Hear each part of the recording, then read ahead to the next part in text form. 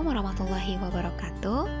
Kali ini kita akan membahas tentang pemanasan global, materi bagi kalian siswa SMP kelas 7 semester 2. Bumi merupakan satu-satunya planet yang memiliki kehidupan di tata surya ini.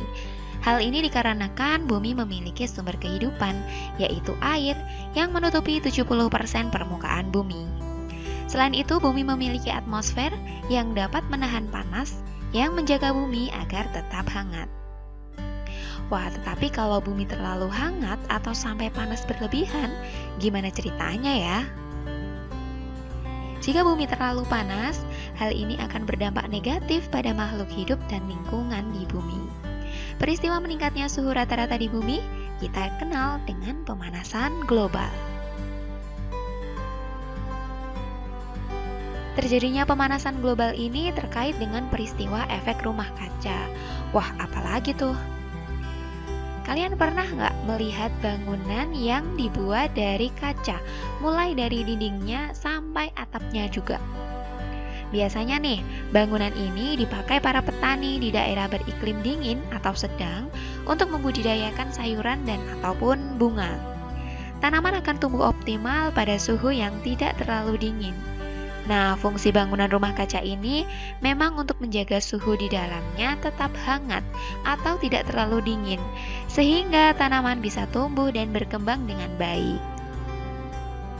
Energi panas cahaya matahari dapat masuk ke dalam bangunan rumah kaca dengan mudah.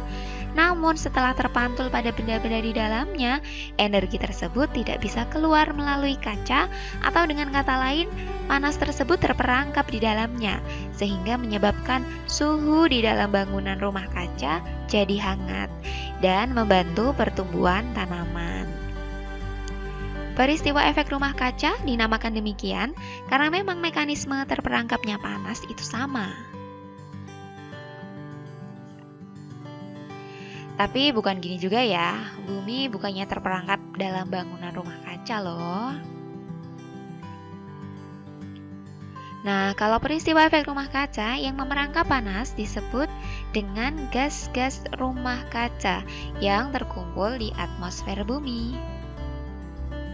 Gas-gas ini mengizinkan energi panas masuk ke bumi.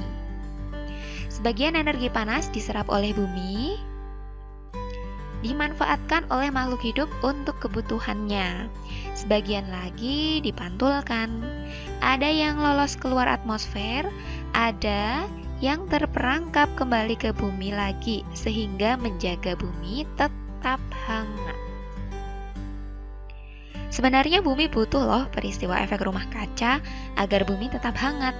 Bayangkan kalau tidak ada panas di bumi, wah pasti semua bagian di bumi sama persis kayak kutub selatan. Parah nih, bagaimana tumbuh-tumbuhan bisa bertahan? Hewan dan manusia juga pasti kesulitan kalau sepanjang tahun adanya es dan salju. Cuman nih, semakin kesini kok gas-gas rumah kacanya semakin banyak dan tebal. Akibatnya banyak sekali panas yang terperangkap dalam atmosfer bumi. Bumi tidak lagi hangat, malah menjadi terlalu panas. Gambar A menunjukkan efek rumah kaca yang normal. Gas-gas rumah kaca tidak berlebihan, sehingga masih banyak energi panas yang dapat keluar atmosfer. Gambar B menunjukkan efek rumah kaca yang pada atmosfernya terdapat terlalu banyak gas-gas rumah kaca, sehingga lebih banyak energi panas yang terperangkap atmosfer kembali lagi ke bumi. Gas-gas rumah kaca yang dimaksud adalah karbon dioksida, dinitrogen monoksida, dan metana. Ketiga gas inilah yang merupakan komponen utama dari gas-gas rumah kaca. Apalagi si karbon dioksida ini nih. Gas rumah kaca semakin tebal karena produksi gas-gas tersebut juga semakin tinggi. CO2 atau karbon dioksida dihasilkan oleh gas buangan kendaraan bermotor dan gas hasil pembakaran. N2O atau dinitrogen monoksida banyak ditemukan pada asap-asap yang dihasilkan pabrik atau industri. Sedangkan CH4 atau metana, penyumbang terbesarnya adalah dari kotoran hewan ternak dan juga bisa terdapat pada gas hasil letusan gunung berapi. Inilah yang menyebabkan terjadinya pemanasan global. Gas-gas rumah kaca semakin tebal sehingga memerangkap panas yang semakin banyak. Lalu, apa yang terjadi? Pastinya kamu juga sudah pernah mendengarnya karena pemanasan global ini menjadi topik yang sering dibicarakan. Dampak pemanasan global mengakibatkan mencairnya lapisan es di kutub. Bahkan dilansir dari PEACE, pola pencairan es di Samudra Arktik di akhir musim panas tahun 2020 adalah yang terburuk kedua yang tercatat setelah tahun 2012. Lah, kalau sedikit demi sedikit lapisan es mencair, kemana dong beruang kutub dan penguin? Pemanasan global ini juga menyebabkan penurunan populasi berbagai spesies, misalnya beruang kutub dan penguin yang hidup di kutub. Habitatnya di lapisan es. Tempat tinggalnya saja hilang. Gimana mau bertahan coba? Bahkan selama 30 tahun terakhir, penguin di Antartika menyusut dari 32.000 pasangan menjadi 11.000 pasangan. Selanjutnya, kenaikan permukaan air laut. Level air laut bisa naik dikarenakan mencairnya lapisan es raksasa di Antartika dan Greenland. Jika permukaan air laut naik, maka dapat menenggelamkan kota-kota di wilayah pantai atau pulau-pulau kecil di negara kepulauan. Air laut dapat memasuki wilayah air tawar sehingga kekurangan pasokan air tawar dan efek lainnya, misalnya banjir dan erosi. Selanjutnya, rusaknya ekosistem laut. Ketika suhu air laut yang terus meningkat, maka hal itu akan berdampak buruk bagi ekosistem laut. Seluruh ekosistem laut mempunyai batasan suhu ideal untuk dapat hidup dan akan menjadi rusak apabila air laut mengalami kenaikan suhu. Terumbu karang juga akan terus menghilang karena tidak tahan dengan air laut yang semakin memanas. Kondisi ini akan semakin diperparah ketika karbon dioksida bereaksi dengan air laut dan mengubah kadar pH dari air laut menjadi lebih asam. Proses meningkatnya kadar asam akan berpengaruh terhadap ekosistem yang ada pada laut. Yang kelima, pemanasan global dapat menimbulkan kebakaran hutan. Seiring dengan meningkatnya suhu permukaan bumi, salah satu dampaknya adalah semakin sering terjadinya gelombang udara panas. Gelombang udara panas ini bisa membuat suhu suatu daerah akan meningkat secara drastis dan bisa membuat terjadinya kebakaran hutan.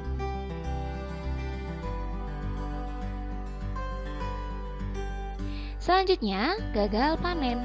Penduduk di seluruh dunia akan mengalami bencana kelaparan karena faktor menurunnya produksi pangan pertanian akibat kegagalan panen.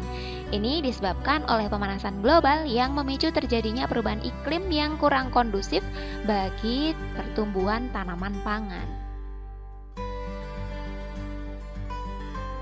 Dampak selanjutnya adalah cuaca yang ekstrim. Perubahan cuaca yang ekstrim di suatu tempat mengakibatkan iklim di tempat tersebut akan berubah pula. Pola curah hujan berubah-ubah tanpa dapat diprediksi sehingga menyebabkan banjir di satu tempat tetapi kekeringan di tempat yang lain. Pergantian antara musim penghujan dan kemarau tidak terlihat dengan jelas. Jadi bikin susah petani ya yang memanfaatkan cuaca untuk musim tanam dan musim panen. Dan berbagai dampak pemanasan global lainnya. Nah, ini adalah grafik kenaikan karbon dioksida dan perubahan suhu. Secara global, pada rentang tahun 1880 sampai tahun 2000, CO2 di atmosfer bumi cenderung mengalami kenaikan. Kenaikan CO2 ini juga berakibat meningkatkan suhu secara global. Karena gas CO2 inilah yang menyebabkan efek rumah kaca. Jika tidak ada usaha untuk mengurangi emisi karbon dioksida atau CO2, maka diprediksi dari tahun ke tahun peristiwa pemanasan global semakin meningkat. Lalu bagaimana usaha kita untuk menanggulangi pemanasan global?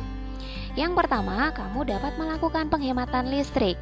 Penghematan listrik dapat mengurangi kadar CO2 pada lapisan atmosfer karena sebagian besar gas CO2 ini dihasilkan dari pembangkit listrik yang berbahan bakar fosil. Kemudian, kamu juga bisa melakukan reboisasi. Menanam pohon atau reboisasi merupakan langkah untuk menyeimbangkan kadar gas CO2 di lapisan atmosfer karena pohon akan menyerap gas CO2 untuk melakukan proses fotosintesis dan akan melepaskan oksigen ke udara. Selanjutnya, mengurangi penggunaan kendaraan bermotor. Kendaraan bermotor menghasilkan gas buangan CO2 yang merupakan gas rumah kaca. Mengurangi kendaraan bermotor dapat dilakukan dengan memanfaatkan angkutan umum, sepeda, atau jalan kaki menuju tempat yang dekat. Pada hari-hari tertentu, misalnya hari libur nasional, dapat digalakkan Car Free Day atau jalan bebas kendaraan bermotor. Selanjutnya, kamu dapat menggunakan energi terbarukan. Energi terbarukan itu energi yang bisa mengalami pemulihan secara alami, serta proses pembaruan energinya bisa terus berkelanjutan. Salah satu contoh energi terbarukan adalah panel surya. Panel surya ini berfungsi untuk mengubah cahaya matahari menjadi energi listrik. Nah, kalau cahaya matahari kan gak ada habisnya kan? Next, melakukan reuse, reduce, dan recycle atau disingkat 3R. Reduce, kamu dapat mengurangi penggunaan sampah yang sukar terurai, misalnya plastik, botol, kaleng. Atau reuse, memakai kembali benda atau bahan yang masih bisa dipakai. Kemudian recycle, mendaur ulang menjadi barang dalam bentuk lain yang bermanfaat. Jadi misal botol plastik atau kaleng jangan langsung dibuang, tetapi kamu bisa cari-cari nih di video YouTube apa saja yang bisa kamu daur ulang dari sampah plastik ataupun sampah kaleng.